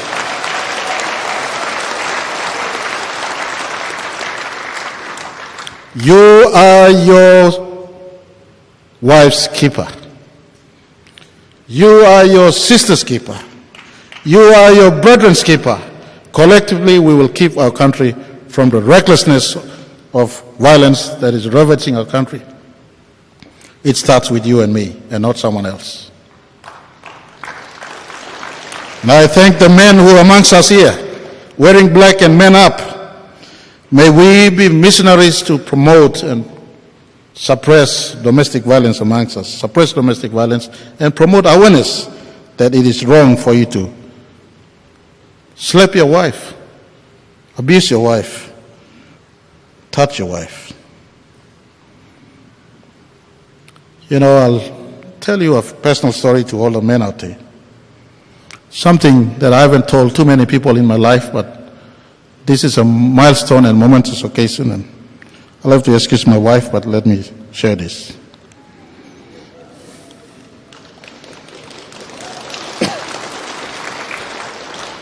She knows my stories. She's seen the bad side of me, and she's tolerated the bad side of me too. But I thank her for that. Let me clap to her. We've had good, long relationship, well over 26, 27 years of relationship. We're still here. But before that, I had a woman. She knows that too. Before her in my life. A woman. To every man who call yourself, you come from a better place than Tari. For every Papuanians who call yourself, you come from a better place than Tari, this is your case in point.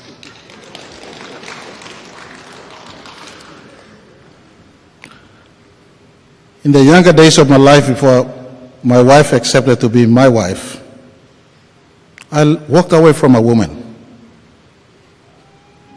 She was living with me for about 2 or 3 years. She decided to find a better man than me. One day she decided Tari was not good for her. I was living up in Tari. She came down to Port Moresby. You may laugh over this, but there is a strong message for every man out there. You walk away from women. Get up and walk away from problems. Don't get entangled in something that can drag you down also in the process. She came down to Moresby. She's part Millen Bay. For all the Millen Bays, I used to be your tambu before.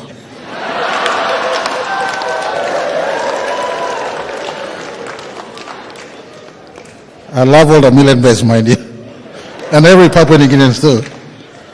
But to cut the long story short,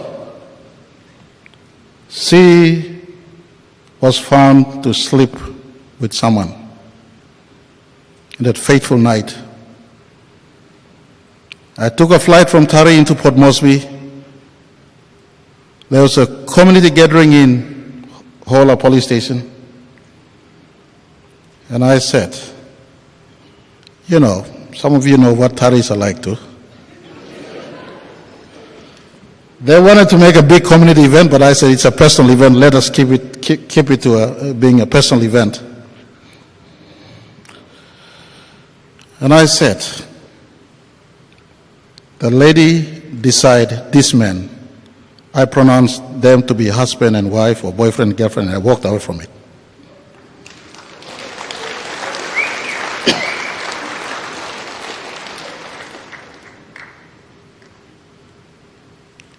I walked away from the bride price I paid her. I walked away from the relationship. I have no right to do injustice to what the lady wants in her life. I ask every man out there, you think big, talk big, and do everything else. But if at your home you are not able to control and restrain, your dreams or bigger dreams are in vain, because it all starts at home, right at home. Whilst I am far from being a better Tari or a better man, it pays to walk away from situations that can drag you personally down. Violence begots violence. Walk away from violence, respect the woman in the first instance, and let's start to practice this at home. Collectively, we can make our country a better place.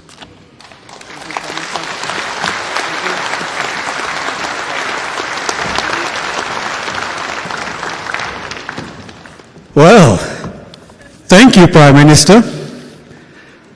What do you think? At least we know one thing about the Prime Minister tonight, haven't we? Ladies and gentlemen, the Prime Minister, the Honorable James Marape. Please, another round of applause, please. Thank you.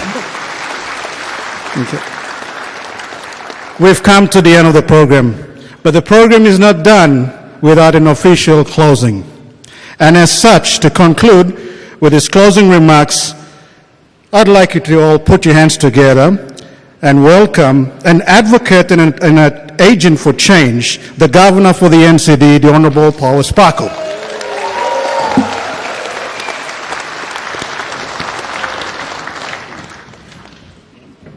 Distinguished guests, Honorable Prime Minister James Marape, Ministers of State, Governors, Members of Parliament, members of the diplomatic corps, all our people who are gathered here tonight, and those by online and by live TV in the length and breadth of our country. We all have gathered here tonight to express our common grief and also repulsion at the loss of a young woman who have died tragically in a horrible way. And as Governor of our capital city, I want to thank each and every one of you for turning up tonight. The Prime Minister and the Ministers of State. And in particular, I want to thank Mr. Solomon Canther and his team, Men Up, who have organized this with the support of a very strong women's group who have come together to put this vigil to honor a loss of a young woman, but at the same time, for us to come together to make a very strong statement. And we all should be thankful that the Prime Minister of our country, his deputy, Minister for Police, Minister for Health, governors of our provinces who are here, and everyone for coming to show grief, share sorrow with the families, relatives, loved ones of the late Generalin, but importantly to make this very strong statement that enough is enough. Enough is enough. This vicious cycle must end. Prime Minister and Ministers of State, leaders of our country, this is the message that is conveyed to all of us here tonight.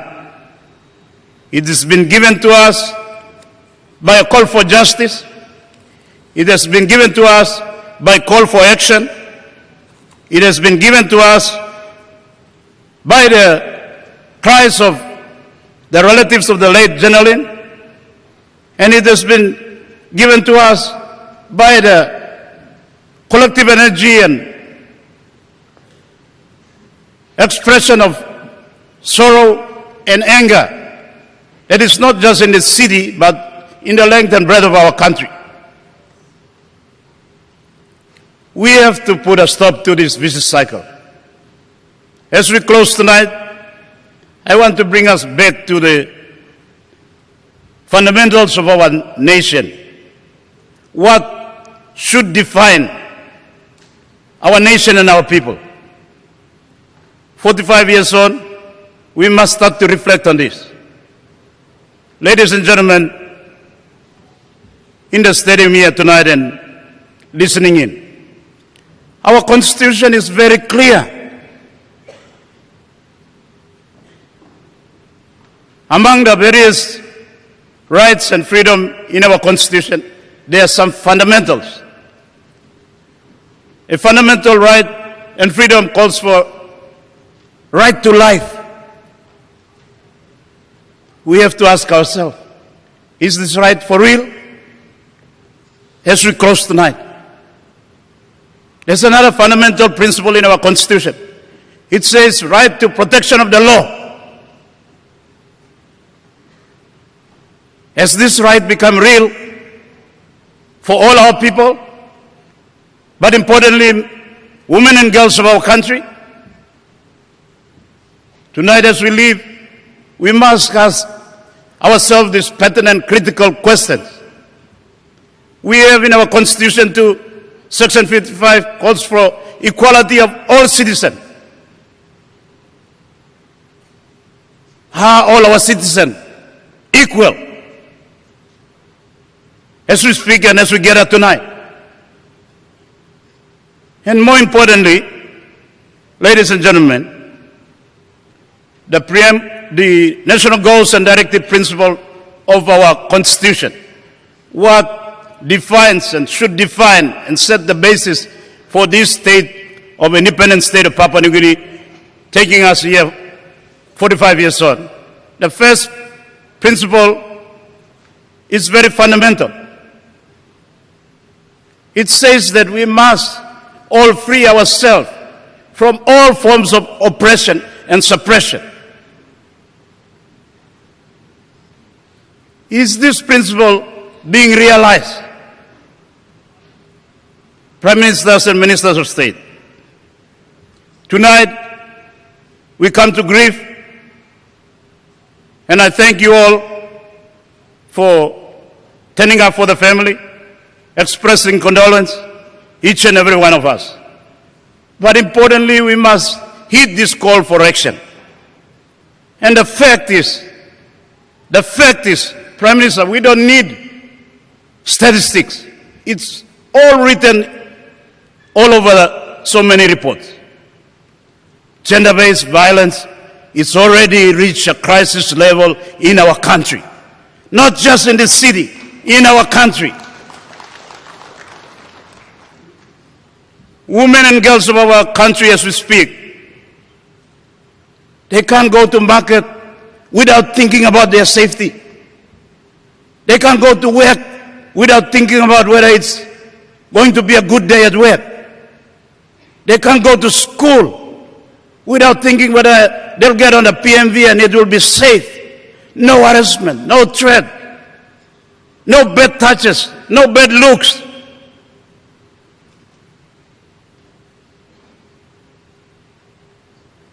And women and girls of this country, Prime Ministers and Ministers of State, in their own homes, where they're supposed to be loved and respect, they're still subject to high level of violence, threats, and now even deaths. And if our congregation tonight and for the last 1 week is going to make any sense or any difference, we must first acknowledge that we are in a crisis. Gender-based violence is for real. And we must make this agenda mainstream. Because, Prime Minister, you wonder why there's no women in Parliament. There might be other explanation. But the biggest problem that women and girls of this country face is that everywhere there is violence. They cannot be free to be who they want to be, they can be. They cannot realize their full potential. They can't even come to Parliament. They can't, because it's stuck up against them. They don't have a voice. Nowadays, even on cyberspace, they dare not speak out, because when they speak out, all the men come in like hounds, threatening them, harassing them, bullying them. There is no space for women and girls in this country. It's diminishing, Prime Minister, as we gather tonight. It is diminishing. Women are getting smaller and smaller and smaller. They dare not talk. They dare not speak. Not on the street. Not in the house. Not in workplace. And not in cyberspace. And the potential of our country, Prime Minister, is being limited because of this. Because of gender-based violence. So tonight we have heard a lot. And it's up to us now. How are we going to have more General Kennedy heading on to so many others who have passed before us, and I want to mention some of them tonight. In the recent past, we have had Ruby and Laufa.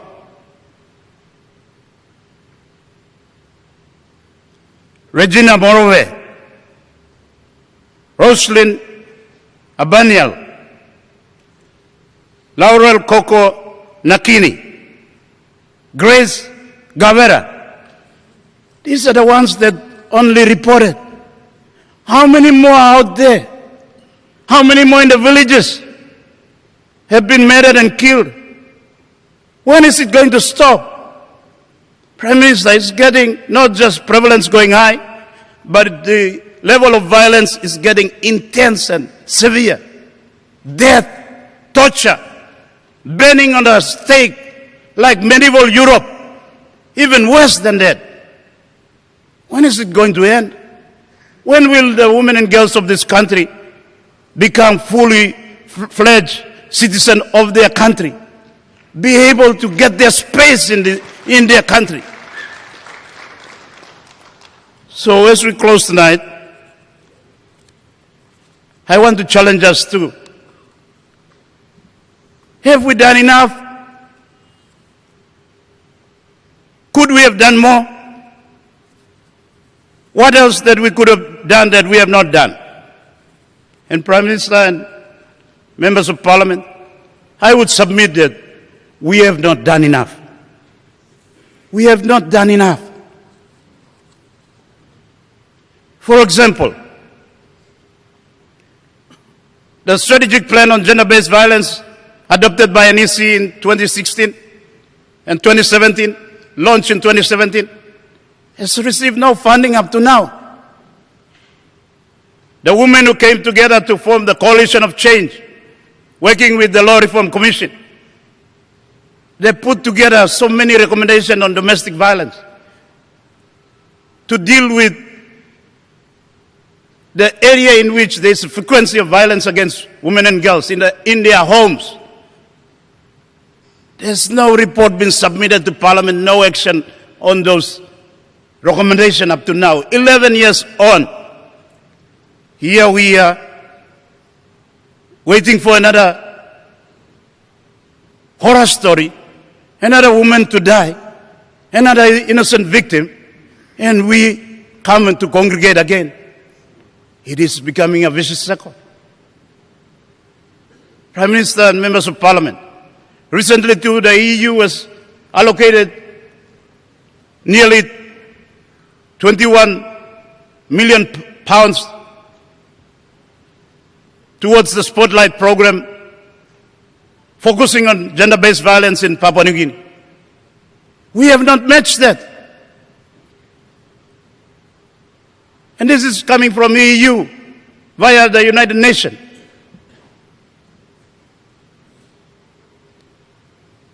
If we are going to take real action, there are a lot of things that we have to do.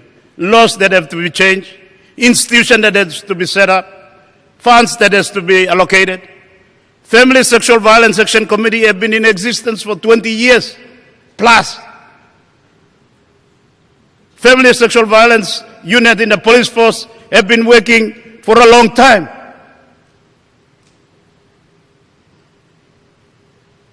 And despite all the good work and effort of all these wonderful organizations in the government, outside government, NGOs, church, community-based organizations, the prevalence of gender-based violence has reached a crisis point.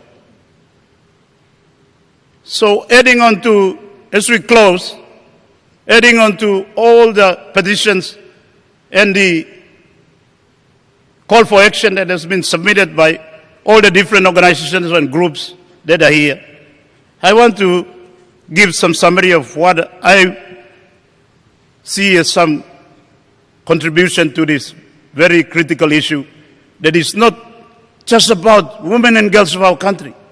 It's really about the entire country, our potential. What we are failing to realize is that women and girls and men and boys working together, we will achieve a greater country than we have now. We will. So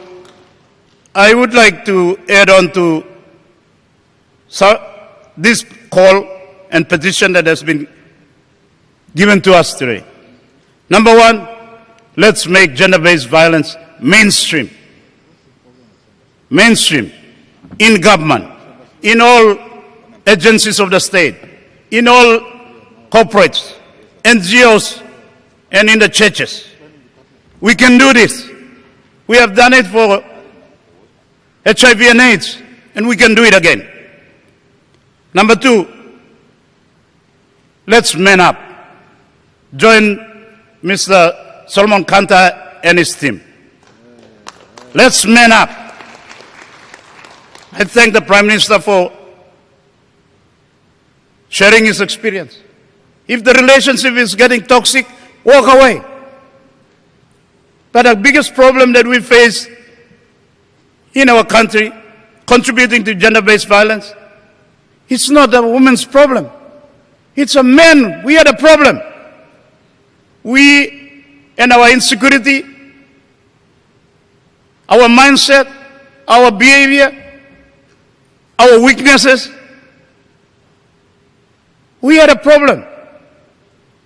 And for too long, we have been living it and classifying it or considering it as a woman's problem. How long has it been labeled a woman's problem? There's no solution because the problem is a man's problem. So men, you all must man up. Starting from the city, we man up. Come and get the pledge and take the first step to changing your behavior. Find out ways in which you can control your emotion. You can solve dispute peacefully. Walk away. If the relationship is getting toxic, walk away. Number three, I want to suggest to add on to all that has been said tonight and in the 1 week since the passing of late General Kennedy. We need to be proactive. In government, we need to be proactive. We're just reactive all the time. Reactive all the time. When somebody died, somebody is subject to vicious attack, then we come out, express our anger. And so this is why there is this call for general-in-law. If we have to shift the burden of proof, shift the burden of proof. Many come na complain law, police station, walk some money and arrest him na put him in person. Emi clear him yet, okay, then he can come out. Him something where you can walk in. Because now the law is stuck up against the woman. She's been subjected to vicious attacks, whether it's a psychological or physical. Then him come to police station, ask him can long, medical report, kind report, before we can even have a prosecution. So we need to be proactive. And finally, contribution, will I contribute long we need behavior change. Prime Minister and Minister of State, up to now, the program that we have been carrying out, national level, provincial level, local level, is mainly dealing with the symptoms. Family Sexual Violence Action Committee providing counseling, legal aid, safe house, all this support to victims and to survivors of family sexual violence, gender-based violence. This wonderful work. We need to improve on it. But it doesn't deal with the problem. It only deals with the symptom. It contributes to the vicious circle. If we are for real, we must get men into the equation. We must. You blow man, now boys law, city blow you me. You blow must start now. Come now. Take in pledge. Take the first step. It might be a long journey, but you take the first step. That's the first step. And of course, in the length and breadth of our country, all man too must start. Stand up. Be real warriors for peace. Be real heroes be real men, and be there to protect everyone, especially those who gave life to you and to me and to all of us here. This is what we have to do. And this is my contribution to this vigil tonight. I once again thank Mr. Canther and his team. I congratulate them for taking the lead. It's about time. It's about time. Men must stand up. Be men. Be men. And come and take the first step to change. Thank you, ladies and gentlemen. Thank you, Prime Minister and Ministers of State. Thank you, each and every one of you, for coming out here tonight. We have made a statement. Now it's up to us to make it happen. Let's end the vicious cycle.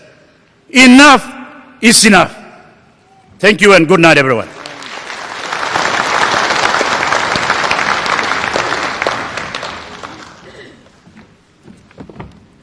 Thank you, Governor.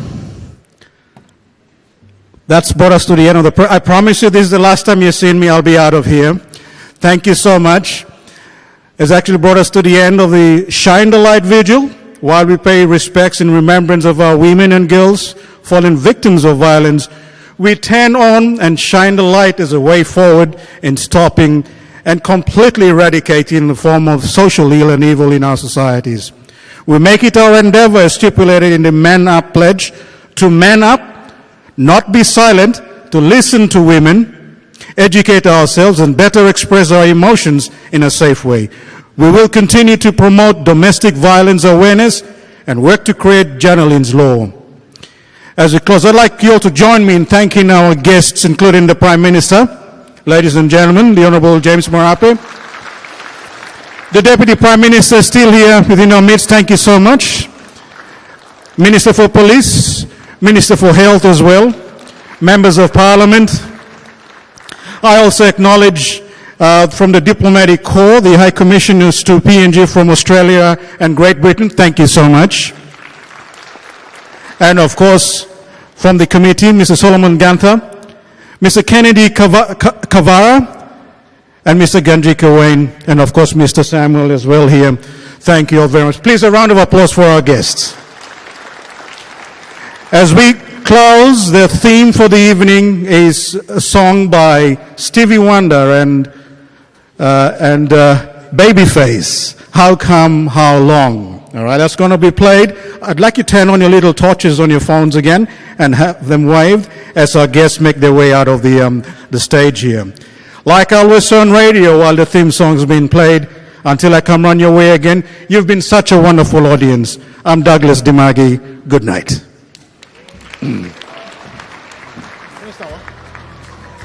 Douglas?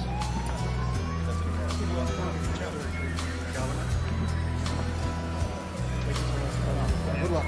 Get all the men up. Set up a group and there's a moment.